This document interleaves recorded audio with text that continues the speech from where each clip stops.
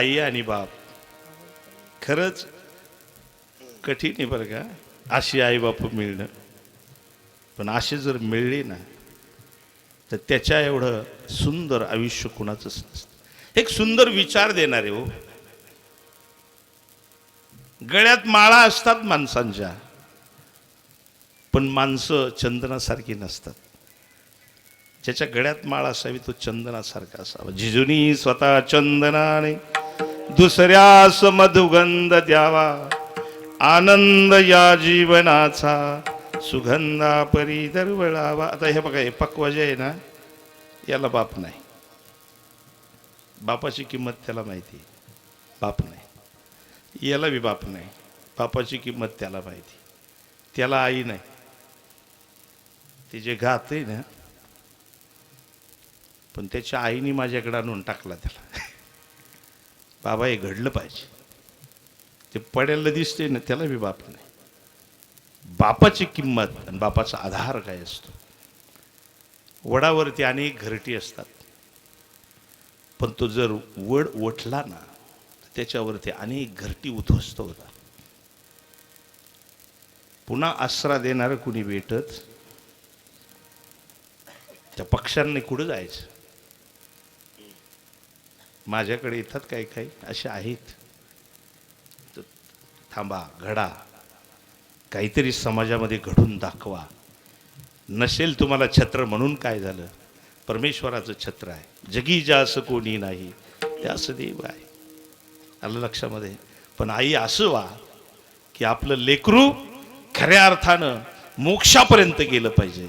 खऱ्या अर्थानं त्याला माणसात किंमत मिळाली पाहिजे. आजचा बाप तसाच आहे. पहा, मला अण्णांनी सांगितलं, नंदू अण्णांनी, मुलं उभी राहावीत, मुलांना आधार मिळावा म्हणून आयुष्य झिजलं.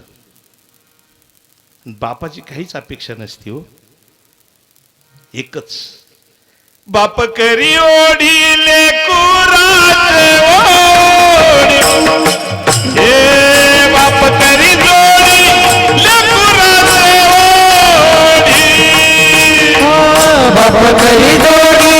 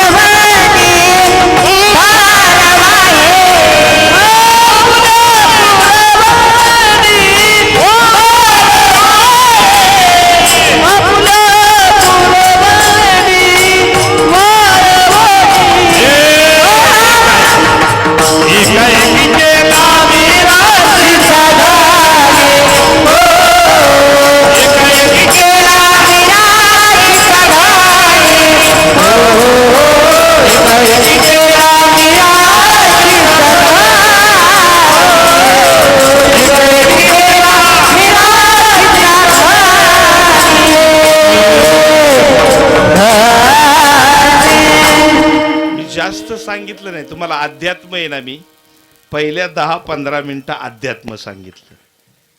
अध्यात्म हा असा विषय आहे की तो कंप्लीट सद्गुरूच्या पशी बसूनच समजून घ्यावा लागतो.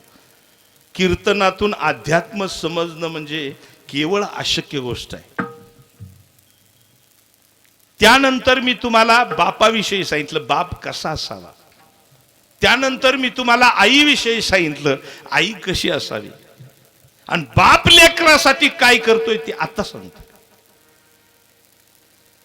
एकाएकी केला मी राशेचा धनी, बाप करी जोडी लेकुराचे ओढी. आयुष्यभर जोडीत राहतं, जोडीत राहतं, जोडीत राहतं. कशाला? माझ्या मुलाला मिळावा, माझं मुलगा उभं राहावा. आयुष्यभर जोडत राहतं. पण खरंच मुलाला बाप कळतो का? कळतच नाही. तो कळायचा टाइम असतो बरं का. मुलगा बाप झाल्यावर त्याला बाप कळायचा टाइम असतो, पण तो कळून घेत नाही. कारण आपण बी आपल्या पोराला आपण कडव घेऊन हिंडतो का नाही? कडव घेऊन हिंडतो ना आपल्या पोराला. माझा पाप्या, माझा पाप्या. का? मला म्हातारपणी संभळी. बरोबर ना? मग तुम्ही सांभाळताय का तुमच्या बापाला? आता तुम्हीच नाही सांभाळलं तर तो कसा पप्या सांभाळीन तुम्हाला? जैसी करणी वैसी भरणी. एक बँकेचा अधिकारी, आईबापानं त्याला कोंबड्याची अंडी, आमच्या इकडची गोष्ट आहे, कोंबड्याची अंडी, कोंबड्या पाळायची आई, त्याचं पैसे यायचं आणि त्याला पैसे पुरवायचे शाळेत.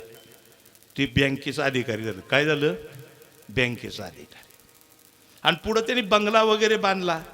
आई वडील थकले. थकल्यानंतर त्यांनी आई वडील घेऊन गेला.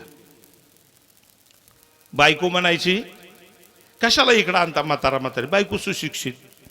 म्हणजे अधिकाऱ्याची बायको कशी असणार? आता इकडं सोशल वर्कर, तिकडं सोशल, ते वर्क त्यांचं चाललेलं. इकडं मिटिंगा, तिकडं मिटिंगा, इकडं महिला मायनराच्या मिटिंगा, तिकडं. आता ह्यांना आईबापाकडे लक्ष द्यायला कुठं टाईम आहे? सासू सासऱ्याकडे लक्ष द्यायला बायकोला टाईम नाही. आता हा बँकेचा अधिकारी, यालाही टाईम नाही. मग त्यांनी काय केलं? 2 नोकर ठेवले. काय ठेवलं? 2 नोकर. आता 2 नोकर ठेवले आणि एक खोली बांधून दिली बंगल्याच्या पाठीमागं त्यांना, दोघांना, आई वडिलांना. कारण ते पुढं बसले ना. आता म्हातारा म्हातारी कसे, कुणी आलं की विचारणार, कोण हे, काय काम आहे? थुकणार, तिथंच बेडकं टाकणार. ती म्हणली, यांना लांब जरा बांधून देऊ खोली. नवऱ्याने बी बायकोचं ऐकलं, खोली मागं बांधून दिली. तिथून एक स्वयंपाकघरात घंटी बांधली. काय बांधलं? आणि आईबापाला सांगितलं, तहान लागली की एकदा घंटी वाजवायची, चहा लागत असला 2दा घंटी वाजवायची, आणि जेवण लागत असलं तर 3दा घंटी वाजवायची. जाग्यावर पोहोचवेल सगळं. आणि 2 नोकर ठेवली त्यांची सेवा करायला. आता गंमत अशी झाली, बऱ्याच वर्ष असंच चाललेलं सगळं. पण एक दिवस सकाळचा नोकर आला कामावरती, पण घंटी काय वाजली नाही. सकाळच्या नोकराला वाटलं कालच्याला सण होता, पोटभर जीवले असतील आणि नसल त्यांना भूक वगैरे, मग त्यांनी नाही घंटी वाजवली. त्यांनी काही लक्ष दिलं नाही. आणि 4 वाजताचा जो नोकर आला त्याला हा सांगायला विसरला की घंटी वाजली नाही. घरी गेला. 4 वाजताचा नोकर आला, तो म्हणला सकाळी जीवली असतील, मग नसल घंटी वाजवली. त्यांनी नाही लक्ष दिलं. पण ज्या वेळेस दुसऱ्या दिवशी तो पहिला नोकर आला, का रे म्हणला घंटी वाजली का? म्हणला नाही वाजली. बघायला गेला तर आई वडिलांनी दोघांनी या जगाचा निरोप घेतला. दोघंही संपली होती. आणि मग त्या बँकेच्या अधिकाऱ्याला फोन झाला. आणि मग ते मॅडमला फोन झाला. मॅडम म्हणजे कोण? बँकेच्या अधिकाऱ्याची बायको, मॅडम, बॉयकटवाली. ती अशी मिटिंगा करायची. त्यांच्या महिला मंडळाचं मोठ्या काय मिटिंग असायची, लक्ष द्यायला टाईम. आणि मग आले ते सगळं, मग ते उराकलं, तिरडी वगैरे बांधली अण्णा. आणि मग सगळं असं चाललेलं असताना आता त्यांच्या वस्तू संगत येतात ना. मग ती आता घंटी होती ना, ती कोणाला आणली होती? आईबापाला आणली होती. घंटी वाजवल्यावर चहा पाणी यायचं. मग ती घंटी आणली आणि उशाला ठेवली आई वडिलांच्या, कारण त्यांच्या संगत यायची.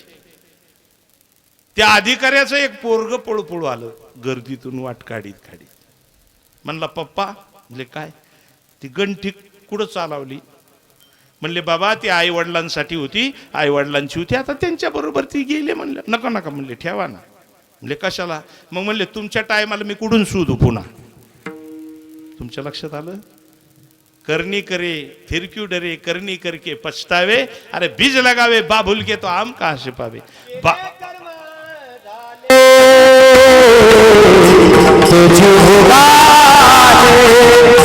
हरि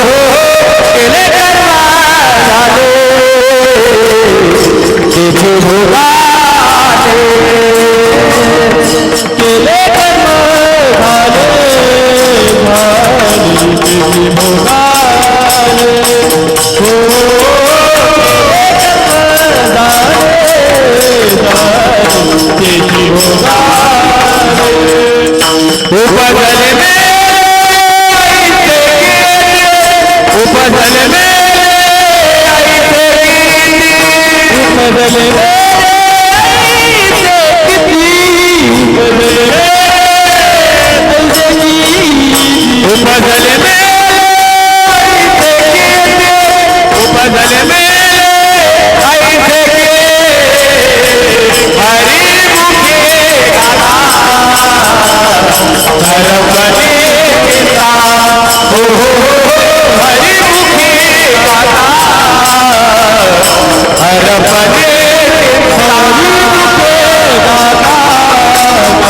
हरपली तुका